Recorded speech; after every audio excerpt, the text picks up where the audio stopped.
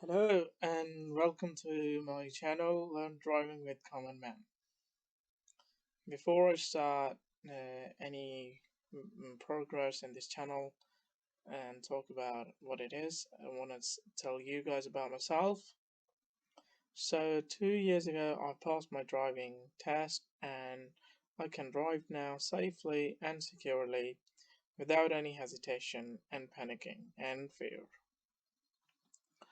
When I passed my test, there were other of my friends who were struggling to pass their test, maybe because were not practicing from the right platform, from the right channel, from the right sort of a form they should be using to practice the theory test. However, they couldn't pass it and they still haven't passed their test yet. And what I thought, why not I should design something or create something, make something that can help them to pass their test. So I think, as you can see, the way I passed my test, what I did is did my theory first and then practical after. I didn't do the practical first, I did my theory first. That's right.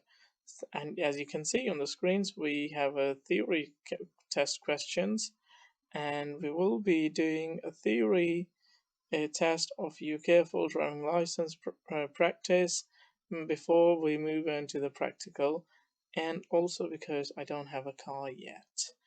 I did have a car, but then I sold it. I need to buy a new one. And for that, I want you guys to help me by subscribing my channel and liking my videos and enjoying the practice of UK full driving license. And I think we shall move on now.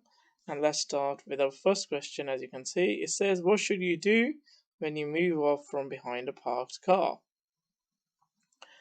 Right, well, the question is asking us, what should we be doing, what kind of action we should be performing, what kind of measures we should be taking in place before we moving off, before we start our cars to drive.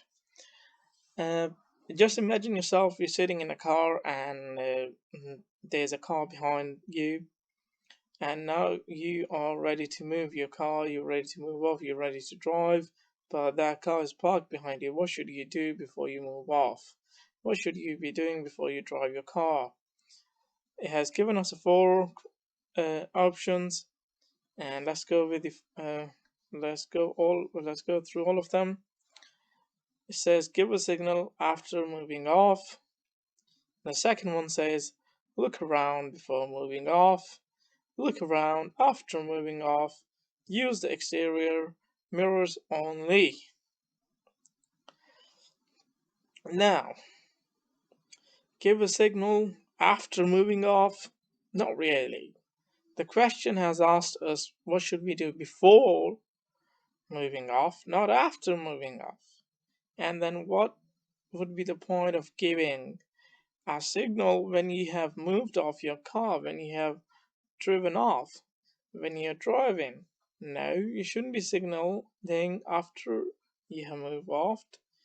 But what should you do then before moving off? If I was sitting in the car and there was a car behind my car, what I would be doing is checking the mirrors and checking the sides around of my car before moving off.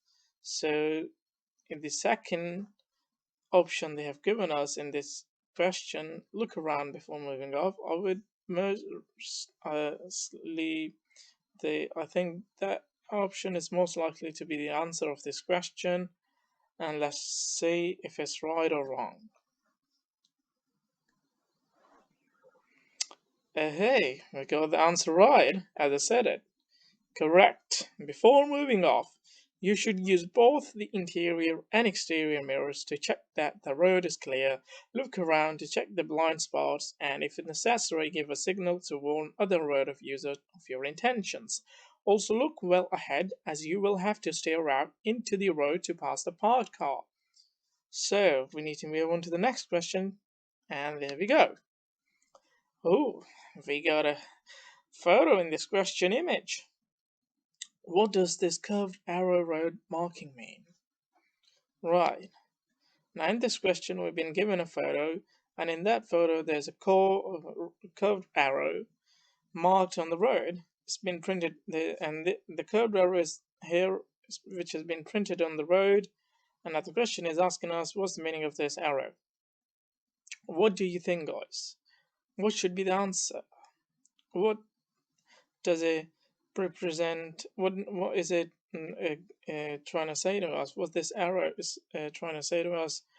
And let's go through the options been given. A heavy vehicle should take the next road on the left to avoid a weight limit.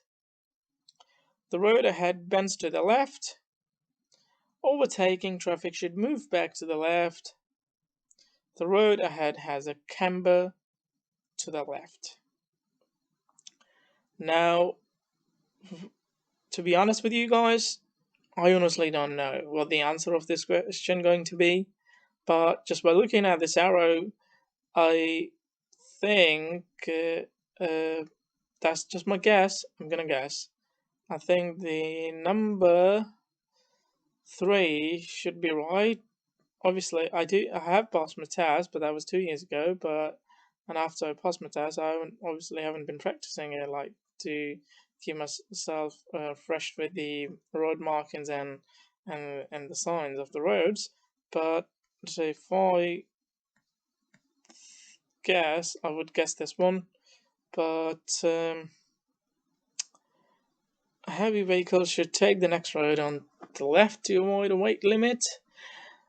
I don't think so. This road is really used by the heavy vehicles. Or maybe if it is used by the heavy vehicles, there are 2 lanes of this road. And because there are 2 lanes of this road, and I can't see any lanes of returning back of the overcoming traffic, the oncoming traffic. So, because there are 2 lanes of this road, and the one would be being used by the oncoming traffic, and the left lane, obviously, for the traffic driving towards, for the normal driving. So, because this arrow is curved as well, and I think it should be the traffic that is trying to overtake on this road move back to the left, because as there would be a traffic coming from the oncoming side. And now the last option said the road ahead has a chamber to the left. Nah, that option is not least likely to be the answer of this question. The road ahead bends to the left. The road ahead bends to the left. To be honest with you, I can't say any far that there is a road bending to the left, as this road is going straight. I am not seeing any left and right bends on this road, but let's check our answers. Woohoo! We got our second answer right.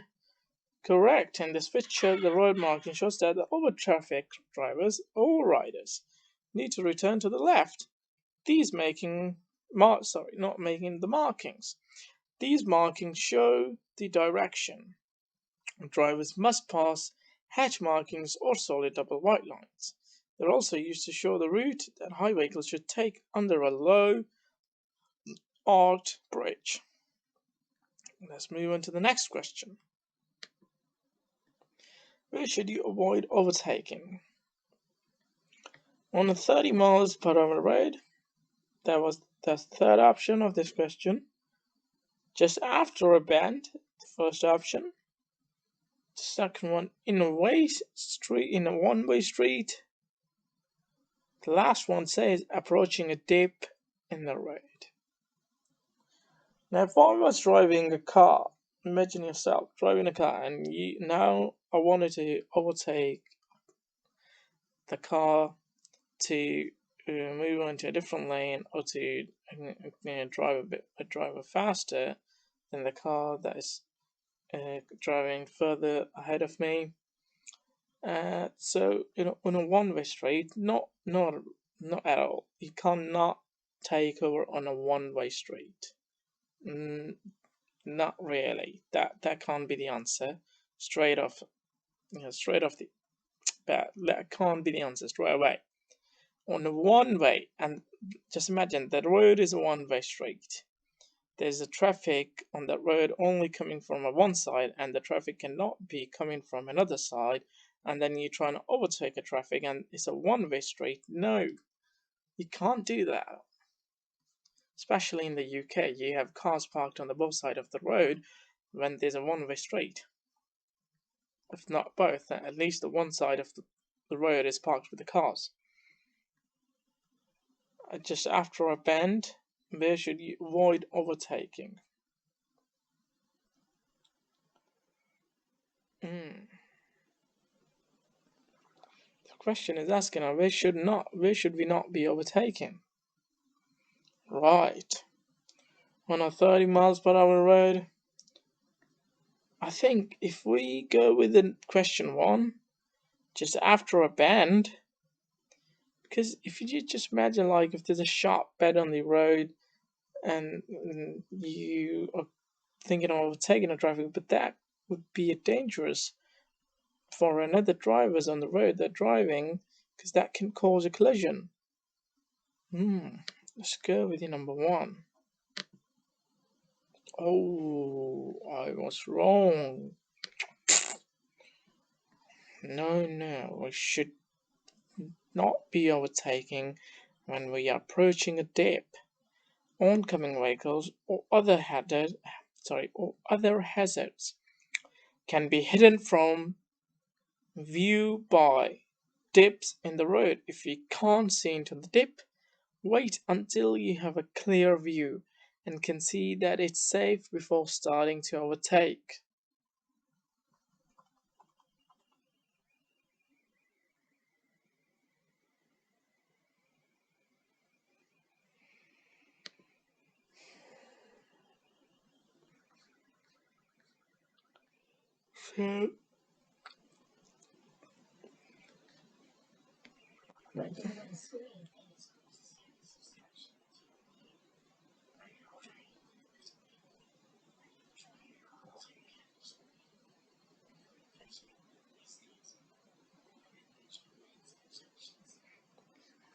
So when do wind screen pillars cause a serious obstruction to your view?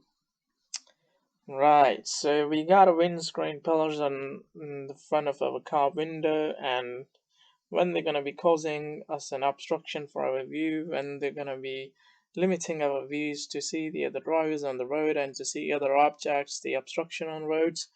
Um, when is when you're driving on a motorway, when you're driving on a dual carriageway, when you're approaching a one-way street, or when you're approaching bends and junctions. I believe when we will be approaching bends and junctions, this is where they will be causing them more obstruction for our view and limiting it. Because if we were driving on a motorway, there's no bends or junctions on the motorway. Like, it's just literally straight drive until you leave the motorway. Or when you're driving on a dual carriageway, not really, because they still won't be causing any serious obstruction to limit your view. Or when you're approaching a one-way street. I'm gonna go for the number 4. Ooh, we got it right.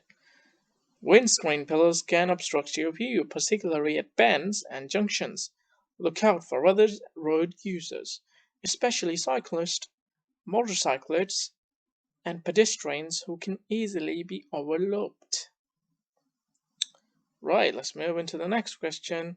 This is going to be our last question of this video before I upload any other videos. I hope you have enjoyed my video. I hope you're enjoying my videos. There are objects hanging from your interior mirror. Why could this be hazard? Your view could be obstructed, your radio reception, your windscreen could mist up more easily, your sun visor might get tangled. Well, if the inside of the mirror has something hanging in your car. So the interior mirror of your car, there's something hanging on it, and that would, for me, be causing an obstruction and limiting my view to see the drivers behind my car while I'm driving. So I'm gonna go for number one.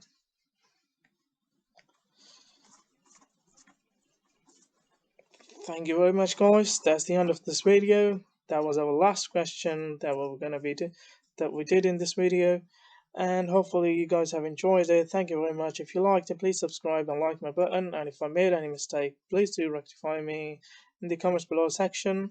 And we'll see you on the next video. Thank you. Have a nice day.